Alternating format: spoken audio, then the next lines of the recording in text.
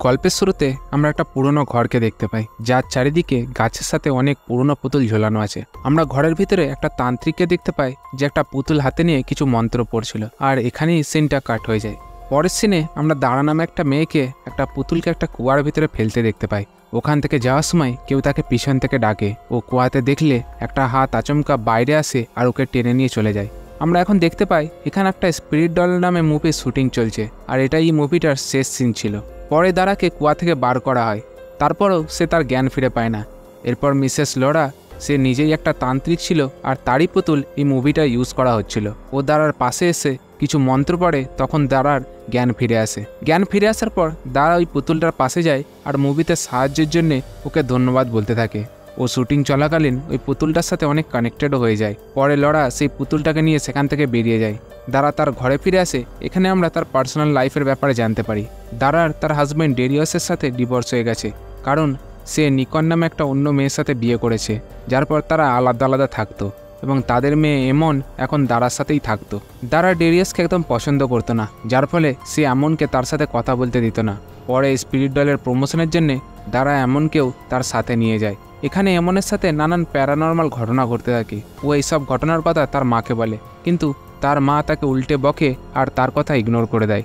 ও তার মেয়েটকে বলে যে এমনকে ঘরে নিয়ে যেতে, কারণ তার মুভির প্রমোশনে প্রবলেম আসতে পারে এর জন্যে। পরে এমনকে সেই একই আত্মা ভয় দেখায়, যা সেই পুতুলটার আত্মা ছিল, যেটাই মুভিতে ইউজ করা হয়েছিল। এমনকে ঘরে নিয়ে গেলেও সেই আত্মাটা সেখানেও তাকে ভয় দেখায়। কিছুক্ষণ পর দারা তার মুভির প্রডিউসার রফির সাথে ঘরে পৌঁছায়, যার সাথে তার ধীরে ধীরে রিলেশন তৈরি হচ্ছিল। তারা ঘরে ইন্টিমেট হয়, কিন্তু এমনকে দারার আর রফির রিলেশনটা একদম পছন্দ হচ্ছিল না। পরে এমন দারার কাছে গিয়ে বলে, তুমি বাবাকে ভালোবাসো না, তুমি অনেক খারাপ। এটা বলে রাগে সে সেখান থেকে চলে যেতে থাকে। এমনকি তাদের প্যারেন্টসের মধ্যে যা কিছু হয়েছিল সেটা হজম হয়নি। সে বুঝতে পারেনি যে তাদের মধ্যে আসলে কি হয়েছে। দারা তাকে সিঁড়িতে আটকায় আর তাকে বোঝাবার চেষ্টা করে। তখন সেই আত্মাটা এমনকে পা টেনে ধরে, এমন নিচে পড়ে যায়, আর নিচে একটা কাঠের শোপিসে লেগে এমনের সেখানে মৃত্যু ঘটে। এটা দারার সামনে এমনভাবে ঘটেছে, যার ফলে তার মনে হচ্ছিল তার ভুলের কারণেই এমন মারা গেছে। সে অনেক কাঁদতে থাকে। এই কথাটা যখন ডেরিয়াস জানতে পারে, সে দারাকে জিজ্ঞেস করে এমনের সাথে কি হয়েছিল, কারণ তার মনে হচ্ছিল এই দুর্ঘটনায় দারার দোষ আছে।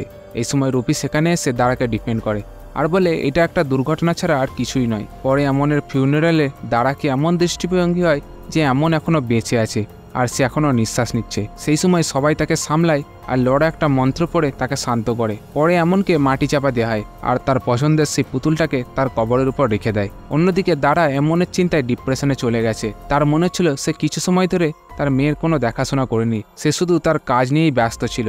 সে তো নিজের জীবন নেওয়ার ব্যাপারেও ভাবছিল, সে যাতে তার মেয়ের সাথে দেখা করতে পারে। এই কথাটা যখন তার বেস্ট ফ্রেন্ড জেনি জানতে পারে আর সে তার কন্ডিশন দেখে, তখন সে তাকে একটা জায়গায় যেতে বলে যাতে তার মুড ভালো হয়। জেনি তাকে বলে তারা এমন জায়গায় যাবে যেখানে সে তার মেয়ের এমনের সাথে দেখা করতে পারবে। তারা দুজনে জঙ্গলে সেই জায়গায় পৌঁছায় যেটা আমরা গল্পের শুরুতে দেখেছিলাম। এখানে সে তান্ত্রিকরা দারাকে বলে তার মেয়ে এখন মারা গেছে, ও তাকে ফিরিয়ে আনতে পারে। সে দারাকে কিছু খাবার জন্য দেয়। সে তাকে বলে তার মেয়ের সাথে দেখা করার জন্যে এটা তাকে খেতে হবে। সেই তান্ত্রিকটা এমনের পুতুলের উপর কিছু মন্ত্র পড়ে, যেটা জেনি তার সাথে নিয়ে এসেছে। শেষে সেই তান্ত্রিকটা দারাকে একটা গাছের শিকড় দেয়, আর সে দারাকে বলে সে সেই শিকড়টা যেন তার মেয়ে ভেবে তার কাছে রেখে দেয়, যার ফলে তার মেয়ে তার কাছে ফিরে আসবে। প্রথমে তো দারা সেই শিকড়টাকে তার কাছে রেখে দেয়। পরে বাইরে এসে সে এইসব জিনিসে বিশ্বাস করে না বলে এই বলে শিকড়টা সেখানেই ফেলে দিয়ে চলে যায়। সেই তান্ত্রিকটা সেই শিকড়টাকে তুলে নেয়। ঘরে এসে ডেরিয়াস দারার জন্য অপেক্ষা করছে। ডেরিয়াস দারাকে বলে তার কোনো এমনের জিনিস দরকার যাতে সে তার মেমোরি হিসেবে রাখতে পারে। দারা তখন এমনের পুতুলটা তাকে দিয়ে দেয়। ডেরিয়াস দারার সাথে কথা বলার চেষ্টা করে, কিন্তু দারা তাকে সেখান থেকে যেতে বলে। অন্যদিকে আমরা লড়াকে দেখতে পাই যে কার্ড রিড করছে। কার্ডের উপর তখন শয়তানের ফটো আসে, যা একটা নেগেটিভ এনার্জি সিম্বলাইজ করছিল। পরে আমরা রফিকে দেখতে পাই, সে দারাকে কল করছে যাতে সে তার মুভি স্পিরিট ডলের প্রমোর ব্যাপারে ডিসকাস করতে পারে। দারা ডিপ্রেশনে তার ওই কলই তোলে না। আমরা রফির কাছে একটা নতুন মডেলকে দেখতে পাই। রফি তাকে পরের মুভির রোলের প্রমিস করেছে। ও মুভিতে রোল দেওয়ার বদলে তার ইউজ করছে। এখান থেকে সিন শিফট হয়ে দারার উপর আসে, যেখানে সে তার রুমের বাইরে লড়ার পুতুলকে দেখতে পায়। দারা সেই পুতুলটাকে দেখে রেগে গিয়ে ডাস্টবিনটা ফেলে দেয়। ও যখন সেই পুতুলটাকে ফেলে সেখান থেকে যাবে, তার পিছন থেকে সে কিছু আওয়াজ শুনতে পায়। সে ফিরে সেই পুতুলটাকে আবার দেখলে সেই পুতুলটার জায়গায় সে এমনকে দেখতে পায়। দারা এমনকে নিয়ে ঘরে চলে আসে, কিন্তু সেখানে এমন নয়, সেই পুতুলটাই ছিল যা দারাকে তার মেয়ে মনে হয়। ও সেই পুতুলটাকে তার মেয়ে মনে করে যত্ন করছে, কিন্তু বাকি সবাইকে সেটা একটা নর্মাল পুতুল মনে হচ্ছে। দারা সেই পুতুলটাকে নিয়ে তার প্রোমোতেও যায়। সে সবাইকে বলে এমন এখনও বেঁচে আছে আর ও তার কোলে আছে। এটা শুনে সবাই কনফিউজ হয়ে যায়, আর রফি যেভাবে সেভাবে সিচুয়েশনটাকে সামলে নেয়। রফি পরে সিচুয়েশনটা সামলাতে পারে না যখন দারা রফি আর নিউ মডেলের কথাবার্তা শুনে নেয়, আর ও এটা রিভিল করে দেয় যে রফি শুধু ফিজিক্যাল হওয়ার জন্যে সে সবাইকে মুভিতে রোল দেওয়ার প্রমিস করে। পরের মুভিতে রফি নেই, তাই সে পরের মুভিতে রোলও পাবে না। এরপর সেই মডেলটা রফির আসল কথা জানতে পেরে গিয়েছে। জেনি দারার সাথে দেখা করতে আসে, তখন সে ওর আজব ব্যবহার দেখে বুঝতে পেরে যায় দারা সেই পুতুলটাকে তার মেয়ে হিসেবে ভাবছে। এই জন্যে সে পুতুলটাকে তার কাছ থেকে নেওয়ার চেষ্টা করে, কিন্তু দারা সেটা করতে দেয় না আর রেগে যায়। দারা সেই পুতুলটাকে একটা হেয়ার স্টাইলিস্টের কাছে ছেড়ে দেয় যাতে সে তার চুল ঠিক করে দিতে পারে। এখানে সেই পুতুলটা সেই হেয়ার স্টাইলিস্টকে অনেক ভয় দেখায়। সেখান থেকে সেই পুতুলটা রফির কাছে যায়। তখন সে স্টিম বাথ নিচ্ছে। পুতুলটা স্টিম রুমের ভিতরে টেম্পারেচার বাড়িয়ে তাকে ভয়ানকভাবে মেরে দেয়। এটা সেই পুতুলটা এই জন্যেই করেছে কারণ রফি দারাকে বলেছিল সে দারাকে ভালোবাসে, কিন্তু রফি ওর সাথে সাথে অন্য মডেলদের সাথে ফিজিক্যাল হচ্ছিল। পরে সেই পুতুলটা চাকরটাকে মেরে দেয় কারণ সে তাকে আজবভাবে কাঁচা মাংস খেতে দেখে নিয়েছে। সে বুঝতে পারে এটা কোনো নেগেটিভ স্পিরিট। মরার আগে সেই পুতুলটার কাহিনী সে ডেরিয়াসকে বলে দেয়। সেই পুতুলটা দারাকে পজেস করে নেয়। এরপর দারা ডেরিয়াসকে কল করে আর সে বলে ডেরিয়াস যদি চায় তারা আবার ফ্যামিলির মতো থাকতে পারে আর ওদের সাথে এখন এমনও থাকবে। এই কথা বলে ডেরিয়াসকে তার ঘরে আসতে বলে। ডেরিয়াস দারার রুমে গিয়ে দেখে চাকরের কথা সত্যি হয়ে গেছে। সে চাকরের কাঠা মাথা ফ্রিজের ভিতরে দেখতে পায়। ডেরিয়াস সেখানে জেনিকে দেখতে পায়। সে তাকে একটা লেটার দিয়ে বলে এটা মিসেস লরা দারার জন্য পাঠিয়েছে। এটা বলে সে সেখান থেকে বেরিয়ে যায়। ডেরিয়াস যখন সেই লেটারটা পড়ে সে জানতে পারে যে লরার পুতুলটার ভিতরে একটা আত্মা রয়েছে যার দারাকে ভালো লেগে যায় আর তার সাথে থাকতে চায়। এই জন্যে সে এক এক করে সবাইকে দারার থেকে দূর করার চেষ্টা করছে। লরা সেই পুতুলটাকে আটকাবার চেষ্টা তো করেছে, কিন্তু সেই পুতুলটা অনেক বেশি শক্তিশালী। এই জন্যে সে তাকে এই লেটারটা লিখেছে যাতে সে তার থেকে দূরে থাকে। এখন ডেরিয়াস সেই পুতুলটার ব্যাপারে সব কথা জানতে পেরে যায়। অন্যদিকে জেনি নিকনকেও কল করে আর বলে যে দারা আর ডেরিয়াস এখন একসাথে দারার ঘরে আছে আর ও চাইলে এসে দেখতে পারে। এই কথা শুনে সে দারার ঘরের জন্য তাড়াতাড়ি বেরিয়ে পড়ে। পরে আমরা সেই তান্ত্রিক আর জেনিকে আশ্চর্যজনকভাবে বসে থাকতে দেখতে পাই দারার ঘরের বাইরে। বন্ধুরা, এখানেই খোলে এই গল্পটার আসল রহস্য। এইসব জেনি করেছিল। জেনি ডেরিয়াসকে পছন্দ করত। দারাকে ছাড়ার পর ডেরিয়াস নিকনকে চুজ করে নাকি জেনিকে।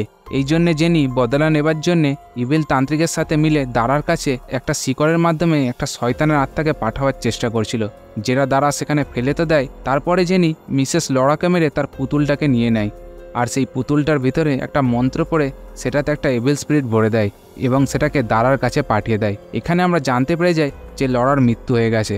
দারা সেই তান্ত্রিকের দেওয়া একটা কিছু খেয়েছিল, আপনার হয়তো মনেই আছে। সেই জন্যে সে পুতুলটার ট্র্যাপে তাড়াতাড়ি পড়ে যায়। সাথে সাথে সে তার মেয়ের মৃত্যুর ডিপ্রেশনেও ছিল, যার ফলে এখানে সেই পুতুলটা দারাকে ইজিভাবে পজেস করে নেয়।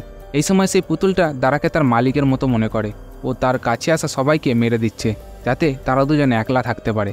সেখানে নিকন চলে আসে আর আমরা বুঝতে পেরে যাই যে দারা সেই পুতুলটাকে তার মেয়ে মনে করছে। সে বোঝাবার জন্য সেই পুতুলটাকে নিচে ফেলে দেয়। দারা সেখানে বদলা নেওয়ার জন্য একটা ছুরি দিয়ে নিকনের কাঁধে গেঁথে দেয়। ও তাকে মেরেই দিত, তার আগে ডেরিয়াস দারাকে আটকে দেয়। এই সময় ডেরিয়াস এমনের একটা পুরনো পুতুল দেখিয়ে বলে এটা শুধু হন্টেড পুতুল, মনে করো তোমার মেয়ের আসল পুতুল কোনটা। এর ভিতরে তার মেয়ের অনেক পুরনো স্মৃতি আছে। এর সাথে দারাকে তার অনেক পুরনো কথা মনে আসতে থাকে আর সে সেই পজিশন থেকে বাইরে বেরিয়ে আসে। ডেরিয়াস গিয়ে সেই স্পিরিট ডলটাকে জ্বালিয়ে দেয়। এর সাথে সেই আত্মাটাও শেষ হয়ে যায়। সব কিছু ঠিক হয়েই যাবে তখন জেনি দারার সামনে এসে বলে ডেরিয়াস তোমাকে কখনোই ভালোবাসেনি। এক এক করে সে তার ভিতরে থাকা সব ঘৃণা আর রাগ তার উপর ছাড়তে থাকে। ও দারাকে মারার জন্যে একটা ছুরি তুলে নেয়। ও দারাকে মারতেই যাবে তখন ডেরিয়াস তাদের মাঝে চলে আসার ফলে সে ডেরিয়াসকে স্ট্যাব করে দেয়।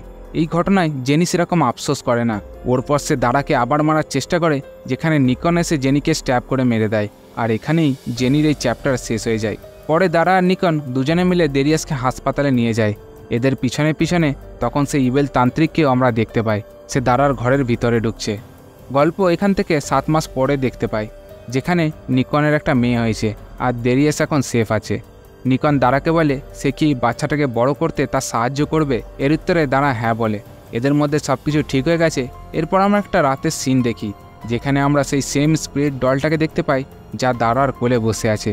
আর এর সাথেই এই ভয়ানক গল্পটা এখানেই শেষ হয়। বন্ধুরা, আপনাদের এই গল্পটা কেমন লাগলো জানাতে ভুলবেন না।